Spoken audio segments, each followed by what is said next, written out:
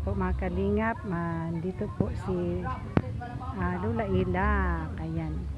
Isa pong senior po at bigyan po natin ng bigas at grocery galing kay Ma'am Bebri at Ma'am Eddie. Wow. Ayan, samahan niyo po ako. Ayan po si Lola Ilak, 83 years old po.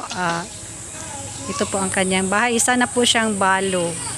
So, bigyan po natin ng bigas at grocery po galing po kay Ma'am Bebri at Ma'am Eddie. Wow. Ayan. Ayan la, pakitanggap nito la. Ayan. Ayan po ay pabigas at grocery po galing kay Ma'am Bebri at Ma'am Eddie. Ayan.